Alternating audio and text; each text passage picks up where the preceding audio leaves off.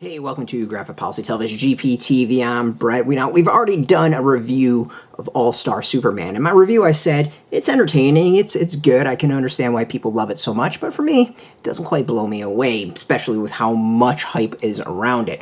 But still, I found it an entertaining read. Now, what I didn't discuss is the actual DC Compact Comics printing of it. Now, DC Compact Comics are more digest-sized comics of well-known graphic novels and comic series. Concern going into it has always been, is the shrinking of the pages going to impact the reading experience in a negative way? Does it make it harder to actually read the dialogue and lettering? And the answer so far has been generally no. However, I will say All-Star Superman is the first that has numerous issues within. Now, none of it is enough to impact the reading to the point where it's, not enjoyable, but at the same time, it's noticeable, especially since one of them is very early on in the experience. Now, I've never read the original comic. I haven't read like any other versions of this, so this is just the experience of this. And just, if you have read those and have noticed this being an issue with those, please speak up and let me know. But what first we can see is just a few pages in, we have a speech bubble that goes into the spine of the actual graphic novel, which makes it really difficult to read the whole thing. Now, is it impossible? No. I mean, you definitely can read it all, but it's definitely enough that when you are, reading it like a normal person and having the pages open, it's noticeable, and I think it's a negative thing to notice. So, whether or not this is an issue specifically with this sort of presentation, or if this was an issue with the floppy comic or an issue with, normal size trade and graphic novel, I couldn't tell you, but it's definitely noticeable with this. Now, generally, I haven't had issues with the dialogue. I think the speech bubbles for this compact series has been really, really solid. However, this does have some problems here and there with a couple things. One of the first ones I noticed was here where Lois and Superman are talking to future Superman, and this actually is really, really difficult to read. Now, whether or not that's done on purpose, I'm not 100% sure. I'm going to guess yes, because other ones are easy to read, so I think this one was done on purpose. We're not going to completely knock that, but it's also something that's kind of an irritation when you get to it. And let's see where else.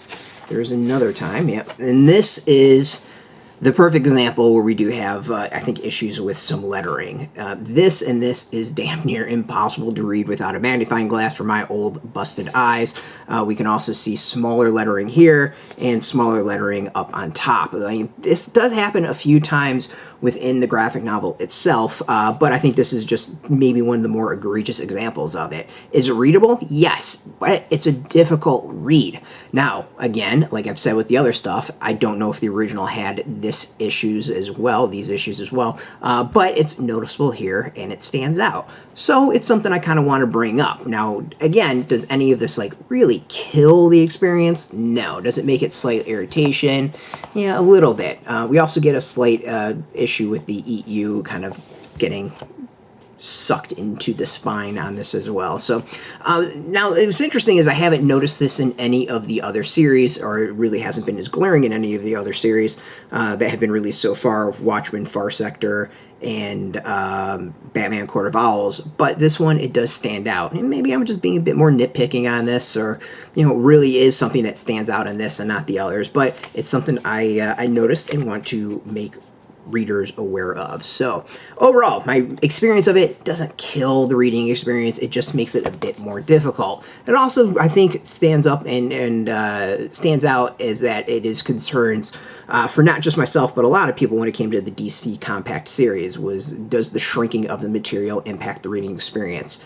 Now, again, can't compare this to the original, but I would have to say, yes, there are some issues, particularly with this release. So it is what it is. Just wanted to bring it up to show, we are watching these things and keeping them in mind when we do reviews. Of course, you can check out the review of this in another video. We'll have that linked within this. You can always go and check that out. And of course, if you want the latest comic news, reviews, wherever, you can check us out every day at graphicpolicy.com. If you want to purchase your own copy of this, we do have some links links underneath this video. They are affiliate links, so we do get a small percentage, and by doing that, you'll support our site. Watching our videos, support us as well. Follow us online at Graphic Policy on Twitter, Facebook, YouTube, Tumblr, Instagram, TikTok, Mastodon, Threads, you know, everything at Graphic Policy, keeping it nice and consistent. So until next time, keep reading those comics, and keep it geeky.